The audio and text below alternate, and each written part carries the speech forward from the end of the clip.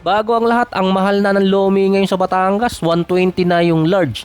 Talo na naman ang Golden State kontra dito sa Denver Nuggets. Akala ko ba ayaw ni Steve Kerr dati dito kay Kuminga dahil puro pasikat lang di umano ang alam para maging all-star.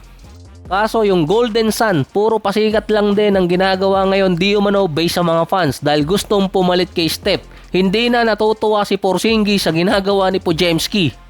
Naghahabol daw kasi na maka 30 points. Sinisigawan na rin ni Daddy si Podziemski na ipasa ang bola dito kay Porzingis. Kaso pinilit pa kaya nagresulta tuloy sa easy basket sa Nuggets sa third quarter.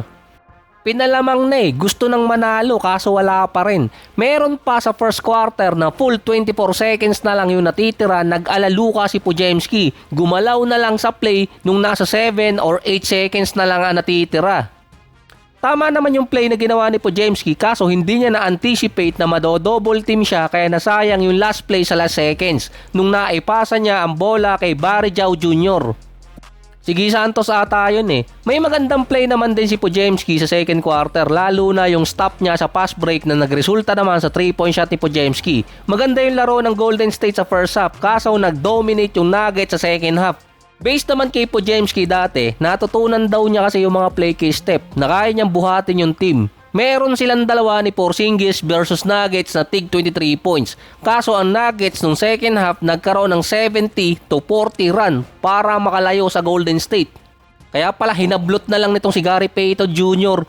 yung head ba ng player ng Nuggets Si Podziemski nag-a-average naman sa last 4 games ng nasa 22 points, 8 rebounds, 5 assists, 52 and 46%. Pero marami pa rin mga fans at media ang hindi natutuwa kay Podziemski under sa Golden State. Kung siguro hindi niya sinabi na gusto niyang pumalit kay Steph, makukuha niya yung boto ng mga fans. Dahil aminado si Podziemski sa isang post-game interview na marami siyang sinabi dati na dapat hindi niya sinabi kaya nainis yung iba mga fans sa kanya.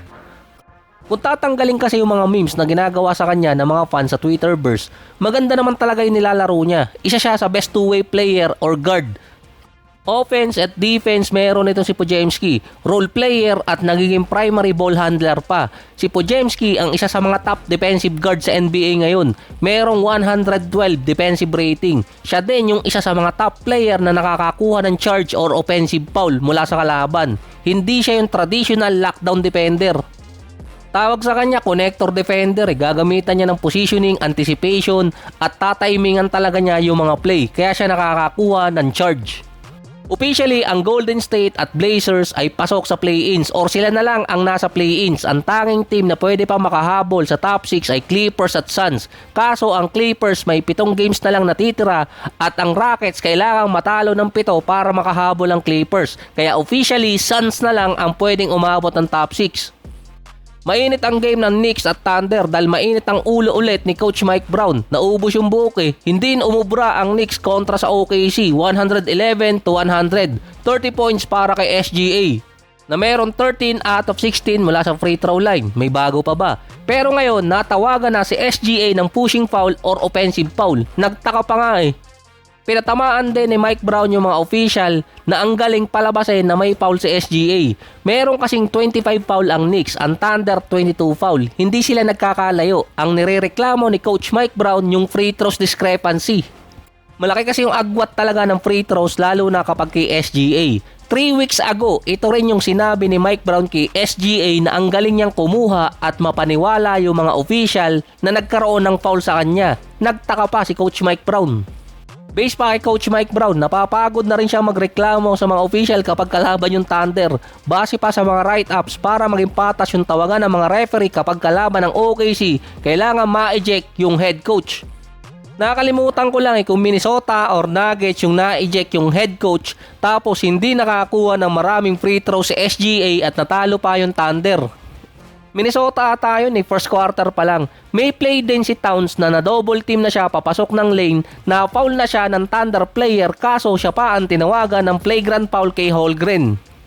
Yung nangyari kasi kay Towns or yung action niya pasok sa marginal foul na nag-cost dati sa LA ng game na pinalabas yung rule noong 2023 or 24 ata yun na na-foul ni MPJ pero sinabi ng mga official marginal. Kumbaga mangyayari talaga yung tama dahil sa action ng katawan. Pero yung kay Towns, makikita kasi doon tumama yung siko niya sa mukha nitong si Holmgren. Sa NBA may rule, kapag kamao or siko ang tumama ng above shoulder, tatawagan talaga ng flagrant foul. Kaya may point din doon ng referee. Trending ulit si Towns dahil nga hindi niya maitulak si Caruso sa may paint.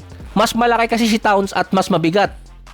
Imbes na isang panalo na lang sana para dito sa Knicks, kailangan pa nila ng at least dalawa para masecure din yung spot dito sa playoff sa East. Dahil yung Boston pasok na or nakasecure na.